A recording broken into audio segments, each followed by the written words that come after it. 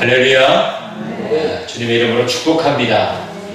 복된 주일을 맞이해서 주님을 예배하는 여러분 가운데 하나님의 크신 은혜와 평강이 임하시기를 간절히 바랍니다. 오늘 이제 요나서 세 번째 강의 시간을 갖게 되는데, 물고기 뱃속에서 라고 하는 말씀으로 하나님의 말씀을 대언하겠습니다.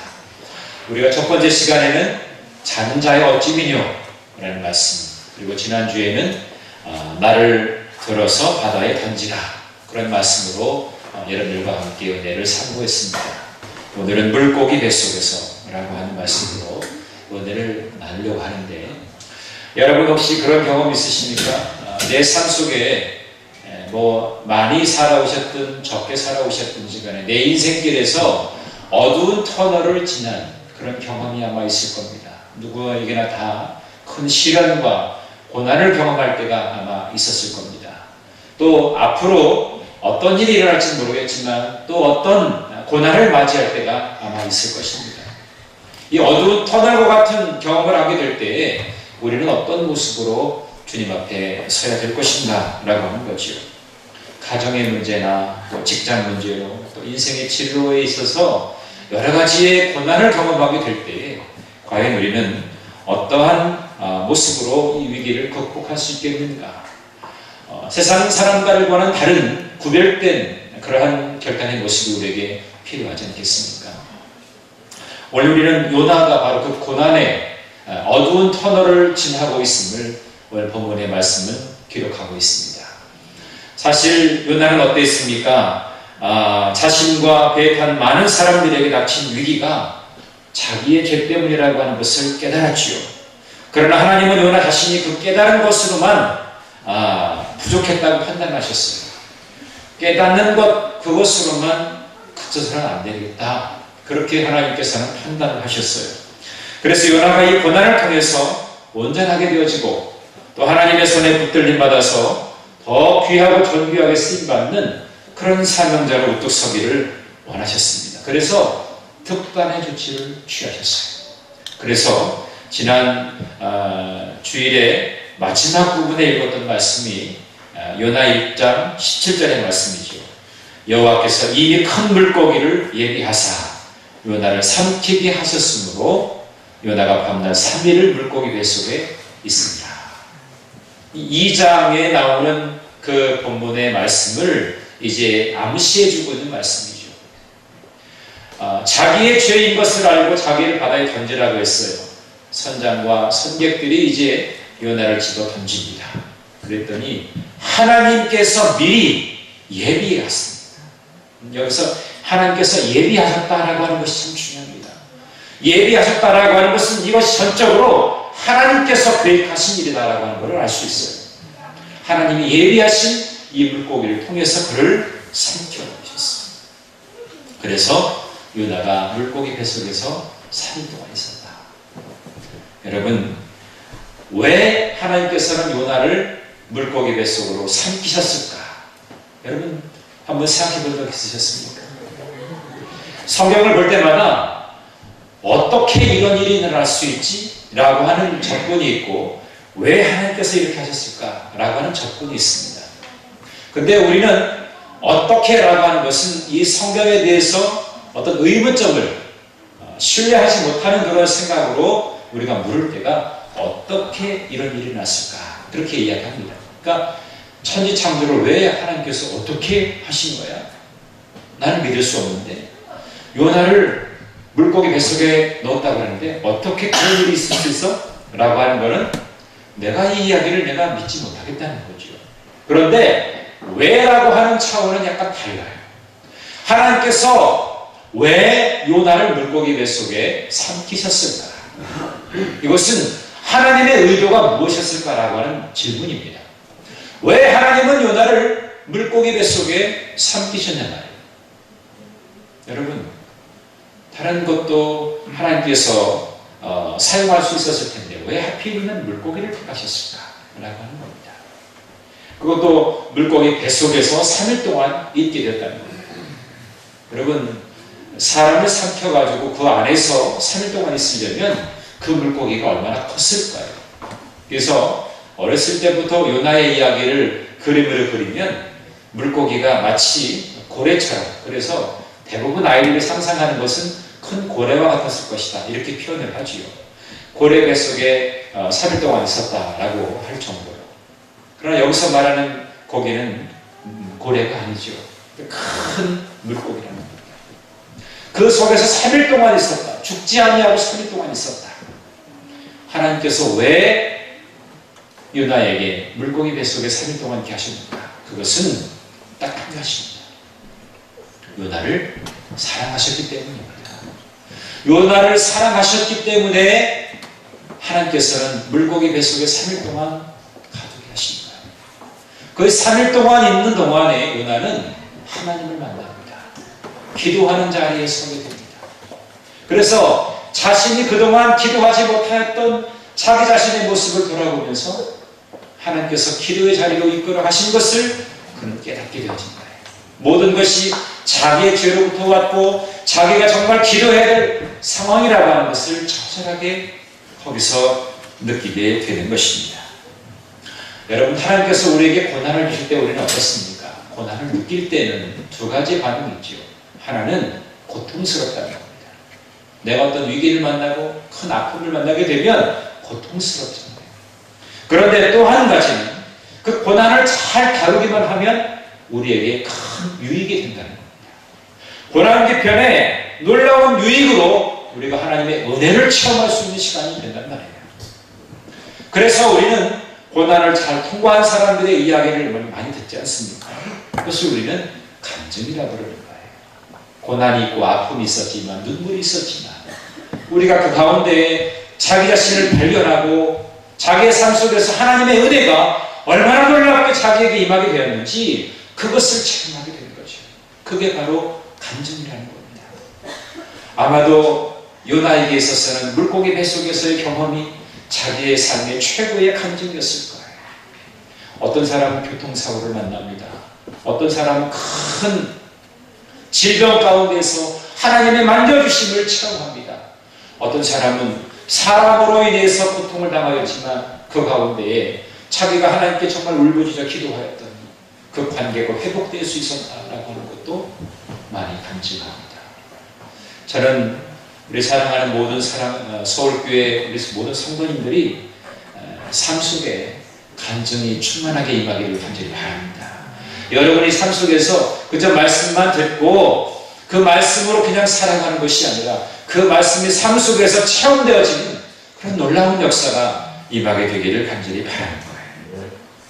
오늘 본문에 보면 요나는 물고기 뱃속에서 신음하듯이 기도하고 있습니다. 오늘 2절의 말씀에 보니까 이렇게 말씀하고 있죠. 2절의 말씀 우리 함께 읽어보도록 하겠습니다. 요나 2장 2절 말씀입니다. 시작. 이르되 내가 받는 고난으로 말미암아 여호와께 불러 아뢰었더니 주께서 내게 대답하셨고 내가 스올의 뱃속에서 부르짖었더니 주께서 내 음성을 들으셨나이다. 아멘. 자, 1장에서의 삶과 2장이 달라지죠. 이제 요나는 기도하기 시작합니다. 자, 큰 물고기에서 자기가 지금 놓여있는 상황이었는데 그는 이 큰 물고기 안을 스올의 뱃속이라고 말합니다. 여기서 말하는 이 스올이라고 하는 뜻은 어떤 의미를 가지고 있냐면 지옥이라는 뜻을 가지고 있어요. 또 무덤이라는 뜻을 가지고 있고 구덩이다, 또 죽음의 상태다, 그런 뜻을 가지고 있는 것이 바로 이 스올이라고 하는 말입니다. 그러니까 자기는 지금 죽음의 상태, 가장 위급한 자기의 생애의 최고의 마지막 그 순간을 맞이하고 있는 그 상황의 그 뱃속에 자기가 놓여 있다는 겁니다. 그런 상황에서 그는 기도하고 있다는 거죠. 특별히 그래서 6절에 보면은 이런 표현이죠. 내 생명을 구덩이에서 건지셨나이다. 그러니까 이 스올이라고 하는 것은 어떤 구덩이, 내가 정말 빠져들어서 나올 수 없는 그런 구덩이라고 하는 표현을 쓰고 있는 거예요. 자, 이렇게 정말 삶의 중심에서 절망적인 수렁에 빠져 있었던 이 요나, 과연 그는 어떠한 모습으로 그 위기를 극복할 수 있었겠는가? 그를 바라보면서 우리는 어떠한 모습으로 우리의 생애의 그런 위기를 극복할 수 있느냐 말입니다. 오늘 말씀 속에서 몇 가지로 살펴보기를 원합니다. 첫 번째는 기도해야 한다는 것입니다. 1절 우리가 함께 읽었던 것처럼 요나가 물고기 뱃속에서 그의 하나님 여호와께 기도하여 라고 시작합니다. 기도하였다는 겁니다. 영어 성경에 보면 요나가 그 앞에 그때에 라고 하는 말이 있어요. 그때에 요나가 비로소 기도하기 시작했다는 것이죠. 여러분, 그 전까지는 절박한 상황 속에서도 그가 기도하지 않았어요. 그것이 자기의 삶에 있어서 정말 절박한 상황이라고 깨닫지 못했죠. 기도의 필요성을 느끼지 못했어요. 자신이 탔던 그 배는 니느웨로 가는 배가 아니라 다시스로 가는 배였어요. 그때 하나님이 예비하신 큰 바람과 큰 폭풍이 일어나면서 배가 완전히 깨어질 것 같은 그런 상황에 놓여 있을 때에도 다른 사람은 다 자기가 믿고 자기가 섬기는 신에게 부르짖었지만 요나는 잠자고 있었어요. 그 상황에서도 기도하지 않았어요. 자기의 탓이라고 하는 것은 알고 있었지만 그를 기도하지 않았어요. 그러한 자가 이제는 하나님께서 이제 물고기 안에 가두어 두시면서 그로 하여금 기도하게 하시는 겁니다. 결국에 하나님은 그가 기도하지 않으면 안 될 그런 자리까지 끌고 가시는 거예요. 그 전에 기도를 배웠다면 얼마나 좋겠어요. 그러나 그 전에는 그가 기도하지 않았단 말이에요. 하나님께로부터 사명을 받았지만 하나님의 낯을 피해서 방황하는 그에게 하나님께서는 기도를 배울 수 있도록 하기 위해서 물고기 뱃속에 그를 가둬두신 것입니다. 요나는 기도하기 시작했습니다. 그렇게라도 기도하게 되었으니까 정말 다행인 거죠. 하나님이 허락하신 이런 상황에서도 기도를 배우지 못하는 사람이 있다면 정말 불행한 사람입니다. 하나님이 여러분들에게 신호를 주실 때가 있을 거예요. 너 이제 기도해라. 기도해야 된다. 너 기도만이 살 길이다. 라고 하는 신호를 주실 때에도 무감각한 거예요. 전혀 반응은 이것만큼 불행한 인생은 없습니다. 공교롭게도 이번에 제가 지난 한 주간 동안에 목회계획 세미나를 다녀왔습니다. 주제가 뭐였냐면 다변화 시대 속에서 어떻게 우리가 목회할 것인가 라고 하는 거예요. 여러 프로그램들이 교회에서 많아지고 있습니다. 그런데 정작 이번 세미나에서 최종적인 결론은 뭐냐면 기도하자는 거예요. 교회가 기도운동이 일어나야 된다는 겁니다. 우리가 기도하지 아니하고는 내 심령의 부흥이 일어나지 못합니다. 우리 교회가 일어나지 못합니다. 아무리 우리가 구호만 100명이 모이는 교회, 그 이상의 모이는 교회가 되어진다 할지라도 우리가 기도를 무장하지 아니하면 하나님이 우리 안에 기도의 그 분량만큼 그것을 감당할 수 있는 능력을 우리에게 주시지 않는다는 거예요. 기도 외에 다른 이유가 없다고 그랬어요. 여러분, 우리가 하나님 앞에 간절하게 기도하는 순간에 하나님은 우리를 통해서 일하시는 거예요. 하나님이 여러분들을 통해서 일하시기를 원하신다면 여러분 기도하는 자리를 사수하시기 바랍니다. 오늘 너나는 드디어 비로소 기도하기 시작한 거예요. 우리가 왜 하나님께 기도해야 되겠습니까? 히브리서 4장 16절에 보면 이런 말씀이 있어요. 그러므로 우리는 긍휼하심을 받고 때를 따라 돕는 은혜를 얻기 위하여 은혜의 보좌 앞에 담대히 나아갈 것입니다. 그렇습니다. 왜 기도해야 되느냐? 긍휼하심을 입기 위해서, 때를 따라 돕는 은혜를 얻기 위해서 우리는 기도합니다. 우리 주변에 얼마나 많은 문제들이 산재해 있습니까? 나라적으로도 그렇고 또 이 사회적으로 봐도 그렇고 우리 가정에서도 볼 때 얼마나 많은 기도의 제목들이 있는지 모릅니다. 요나는 자신의 고난에 있어서 그것이 새로운 인생을 열어가는 교훈이라고 그는 깨달았어요. 그래서 하나님께서는 그를 사랑하시고 물고기 뱃속에 던져주셨고 그래서 자기를 기도학교로 입학시킨 것에 대해서 감사하고 있습니다. 그래서 그는 수월의 뱃속에서 절망의 깊은 죽음의 그림자가 드리워진 그곳에서 그는 간절히 부르짖어 기도하기 시작한 겁니다. 부르짖어 기도했던 이 요나를 여러분 묵상해 보시기 바랍니다. 이사야 38장에 보면 히스기야 왕의 이야기가 나옵니다. 병이 들어 죽게 되어진 그 상황에서 그는 통곡하면서 기도해야 됩니다. 그러니까 5절의 말씀을 보니까 내가 내 기도를 들었고 내 눈물을 보았노라. 그의 기도를 듣고 그의 눈물을 보셨다는 거예요, 하나님께서. 그리고 그를 하나님께서는 고쳐주셨어요. 우리가 살다 보면 히스기야처럼 절망적인 상황에 처할 때가 있죠.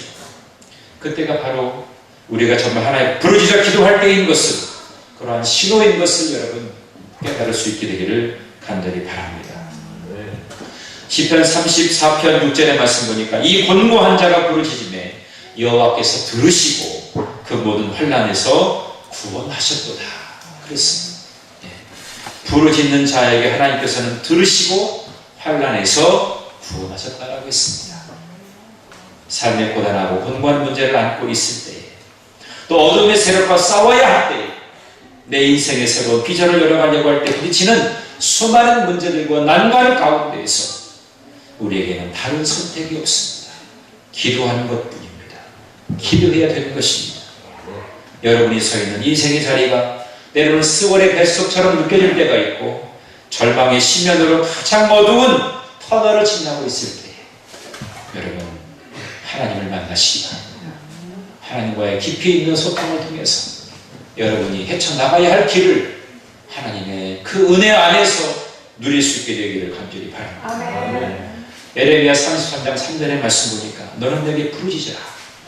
내가 내게 응답하겠고 내가 알지 못하는 크고 비밀한 일을 내게 보이리라. 그렇게 말씀하셨어요. 여러분 부르짖으면 응답하시겠다고 말씀하셨습니다. 더군다나 내가 알지 못하는 크고 비밀한 것을 나에게 보여주시겠다고 했어요. 내가 생각하고 내가 예측하는 어떤 응답의 기준이 아니라 하나님께서 그 이상의 것을 나에게 보여주시겠다고 말씀하셨어요. 보이리라.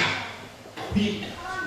하나님께서 우리에게 그 앞날에 보여주실 찬란한 영광을 여러분들이 누릴 수 있게 되기를 간절히 바랍니다. 오늘 요나는 극복의 첫 번째가 기도해야 될 것을 알았어요.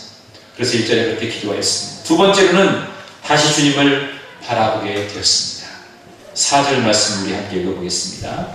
4절입니다. 시작. 내가 말하기를 내가 주의 목전에서 쫓겨났을지라도 다시 주의 성전을 바라보겠나이다 하였나이다. 아멘. 이 구절에서 중요한 것이 다시라고 하는 말입니다. 다시 어게인, 다시. 주님이 나를 버리셨을지라도 내가 경험하는 이 고통이 주님의 채찍이라 할지라도 나는 다시 주님의 성전을 바라보겠습니다. 그런 고백이죠.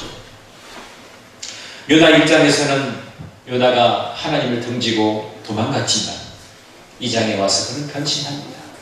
도망갔던 자가 다시는 이제 붙잡힌 바 되어서 이제는 주님 앞에 고백하고 있는 거예요. 수월의 뱃속에서 절망의 심연에서 그는 그 예전의 성전의 영광을 기억해내는 거예요.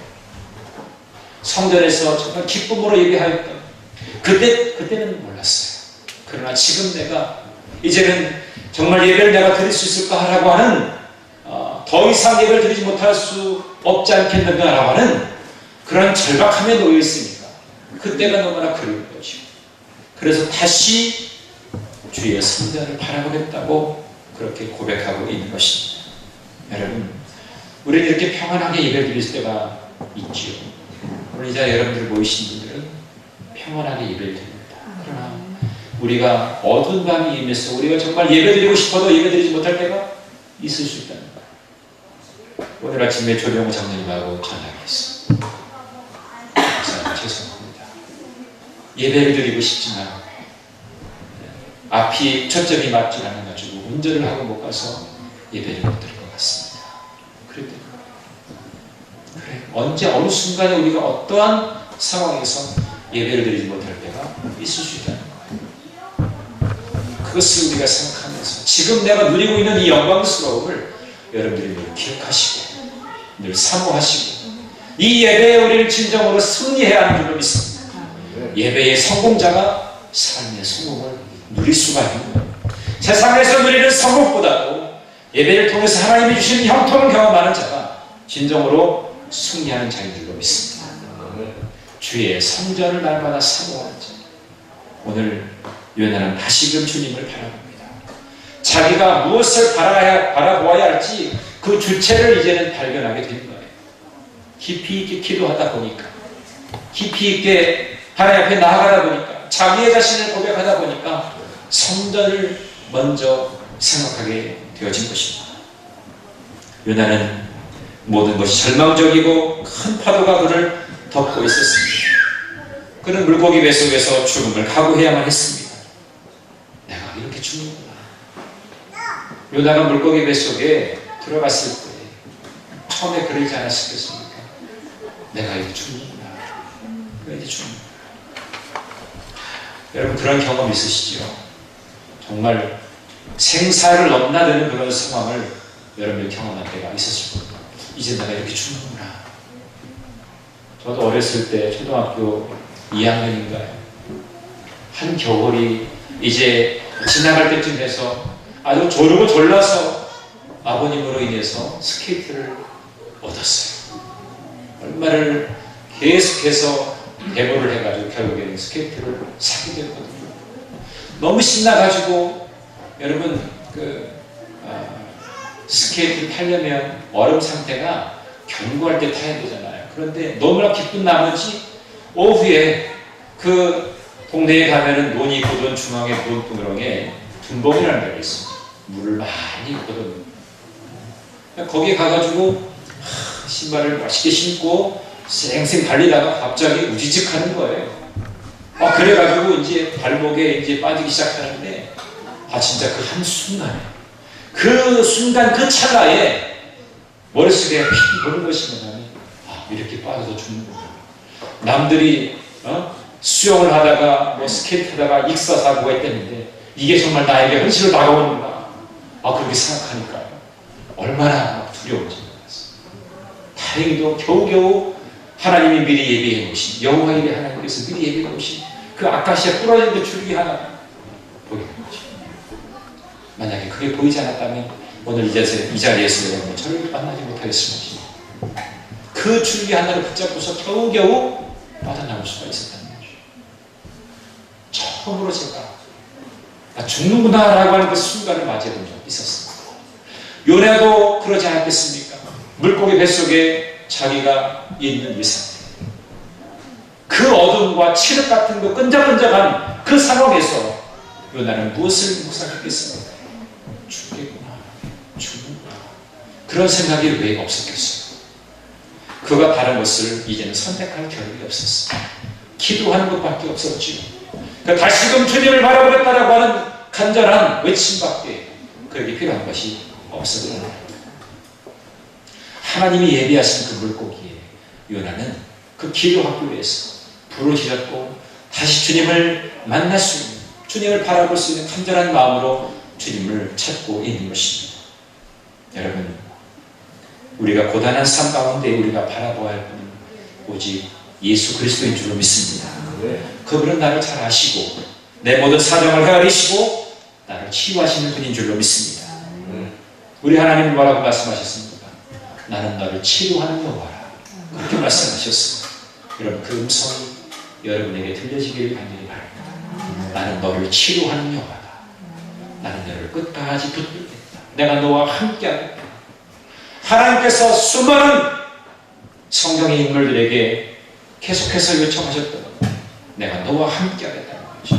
주님도 마지막 지상 대명령을 우리가 가신 다음에 내가 너희와 항상 영원히 끝날까지 내가 함께하겠다. 그런 말씀을 주셨어요. 하나님과 주님의 최고의 사랑의 표현은 함께하겠다는 거죠. 그 함께하심을 누릴 수 있는 자, 그가 바로 다시 주님을 바라볼 수 있게 되는 줄로 믿습니다. 이제 마지막 세 번째로는 하나님을 깊이 생각해야 하는 것입니다. 오늘 7절 말씀을 함께 읽어보겠습니다. 7절입니다.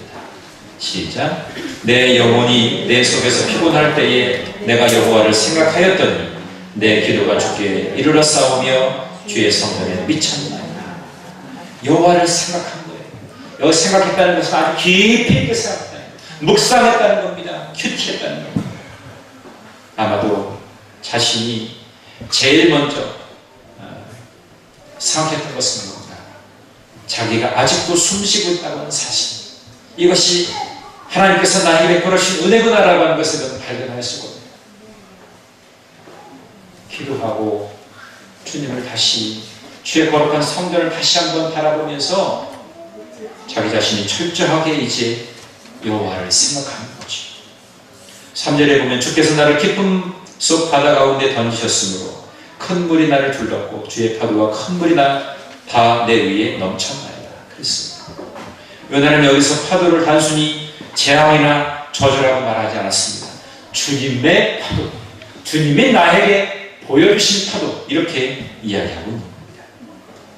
재수 없게 나에게 이런 파도가 임해가지고 내가 이렇게 빠지는 인생이 될 수밖에 없었구나 라고 하는 것이 아니라, 그것이 주님께서 일으켜주신 파도다. 주님께서 나에게 물고기를 예배하셔서 나를 거기에 들어가게 하셨구나. 이 모든 것이 고난 가운데 하나님께서 나에게 베풀어 주신 은총이구나 라고 하는 것을 나는 고백하게 되었다는 것입니다. 여러분의 인생에서 경험하고 있는 이 어두움도 어찌 보면 은혜가 될 수 있습니다. 은혜인 것을 여러분 기억하시기 바랍니다. 고난도 은총이라는 거지. 요나는 이 하나님의 은혜를 묵상하고 살아가기 시작합니다. 우리가 고난 중에서 해야 될 일은 하나님을 깊이 생각하고 그분의 은혜를 묵상하는 것입니다. 우리가 지난 몇 주 동안 큐티에 관해서 우리가 함께 생각했지 않습니까? 큐티의 유익은 뭡니까? 깊이 생각한다는 거죠. 이 말씀에 담긴 의미가 나에게 오늘 어떠한 의미로 찾아오는가? 이 속에서 하나님은 어떻게 나를 통해 일하시고 역사하시는가? 그것을 우리가 큐티를 통해서 우리가 발견할 수 있습니다. 여러분, 이 가을철에 풍성한 계절에 여러분의 생각의 깊이가 풍성해지기를 간절히 바랍니다. 주님을 묵상하는 하나님의 은혜를 살피는 그 깊이가 더욱더 깊어지게 되기를 간절히 바랍니다. 나를 얼마나 사랑하고 계시고 나를 통해서 얼마나 역사하기를 원하시는가를 여러분이 매 순간순간마다 발견해 보시기를 바랍니다. 그리함으로 이제 그는 감사와 소원을 주께 드리고 있습니다. 오늘 9절의 말씀을 함께 읽어보겠습니다. 시작. 나는 감사하는 목소리로 주께 제사를 드리며 나의 서원을 주께 갚겠나이다. 구원은 여호와께 속하였나이다. 아멘. 말할 수 없는 큰 인생의 역경 속에서 자기의 삶이 끝날 듯한 그런 고통의 한밤중, 그는 비로소 감사라고 하는 것이 뭔가를 깨달았습니다. 더 이상 그는 불평하거나 원망하는 사람이 아니었어요. 그는 감사하는 목소리로 주님께 제사를 드리고 하나님을 향한 자기의 서원을 갚겠다고 그렇게 고백하고 있습니다. 여러분, 요나가 감사할 수 있었던 것은 어떤 이유 때문이었습니까? 그것은 바로 하나님의 은혜를 묵상하는 가운데 고난도 자기에게 주어진 은혜였던 것을 깨달았던 거죠. 믿음의 사람들은 그 배후에, 고난의 그 배후에 하나님께서 자신에게 은총을 베풀어주고 계시다는 것을 발견하는 사람입니다. 그래서 어떤 목사님은 그런 말을 했습니다. 고난이라고 하는 것은 하나님께서 변장하고 찾아오시는 그윽한 복이다. 하나님께서 복을 주시기 원하시는데 변장하고 찾아옵니다. 마치 여러분 조선시대에 마음의 모사가 있죠. 화려한 옷을 입고 민정을 살피는 거 아닙니까? 부정한 관리를 찾아내고 민심을 살피면서 그들의 아픔과 고통과 눈물을 살펴주면서 그들을 위로하였던 거죠. 처음에는 몰라요. 처음에는 허름해서 사람들에게 비난받기도 하고 우리 마을 사람이 아닌 저 사람 도대체 뭐야? 라고 하면서 그러나 그에게는 마패가, 그의 손에는 마패가 달려있는 거죠.